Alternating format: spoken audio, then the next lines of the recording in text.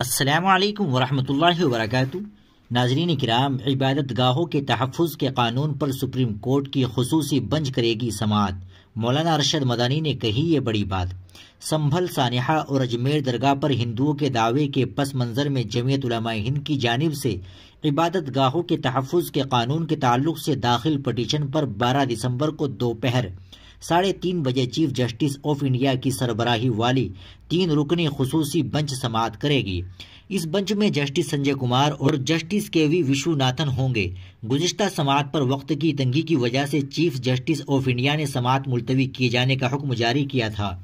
واضح رہے کہ ایڈوکیٹ آن ریکارڈ اعجاز مقبول کی جانب سے تحریر کردہ خط کی روشنی میں چیف جسٹس آف انڈیا نے اس اہم مقدمے کی سماعت خصوصی بنچ کے روبرو کیے جانے کا حکم جاری کیا ہے۔ عبادت گاہوں کے تحفظ کے قانون کی برقراری اور اس کے مؤثر نفاذ سے متعلق سپریم کورٹ آف انڈیا میں صدر جمعیت علماء ہند حضرت مولانا سید ارشد مدنی کی ہدایت پر داخل پٹیشن پر سینئر ایڈوکیٹ راجو رام چندرن اور ورندا گروور بحث کریں گے۔ جمعیت کے وکلاء عبادت گاہوں کے تحفظ کے قانون کو چیلنج کرنے والی عرض داشتوں پر بھی عدالت میں اپنے دلائل پیش کریں گے۔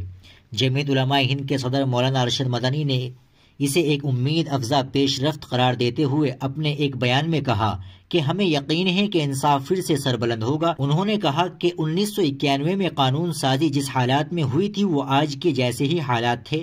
ہر طرف نفرت کی آگ لگائی جا رہی تھی اور لوگوں کو قانون شکنی پر اکسایا جا رہا تھا۔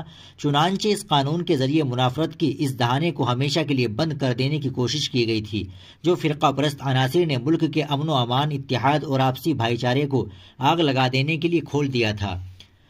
مولانا ارشد مدنی نے کہا کہ 1991 کے قانون کی موجودگی کے باوجود ایک بار پھر جھوٹ اور منافرت کے اس دہانے کو کھول دیا گیا ہے اور مسلمانوں کی تمام اہم عبادت گاہوں، خانقاہوں اور درگاہوں پر مندر ہونے کے دعوے کیے جا رہے ہیں۔ یہ سوال اب غیر اہم ہو چکا ہے کہ 1991 کے قانون کی دانستہ خلاف ورزی کیوں کی جا رہی ہے، کیونکہ سوال تو ان سے کیا جا سکتا ہے جو جواب دے۔ یہاں تو سب کچھ آئین و قانون کی دھجیاں اڑاتے ہوئے اکثریت کے زعم اور غرور میں کیا جا رہا ہے۔ انہوں نے مزید کہا کہ ہمیں خوشی ہے کہ عدالت نے معاملے کی حساسیت اور اہمیت کو سمجھا اور جمعیت علماء ہند کے وکلاء کی درخواست پر سماعت کے لیے خصوصی بنچ تشکیل دے دی جس کی سربراہی خود چیف جسٹس کریں گے۔ ہمیں امید ہی نہیں بلکہ یقین ہے کہ ملک کے امن و اتحاد اور یکجہتی کی ضمانت دینے والے اس قانون کی آئینی حیثیت کو نہ صرف برقرار رکھا جائے گا بلکہ اس قانون کے مؤثر نفاذ کے تعلق سے عدالت حکم بھی جاری کرے گی۔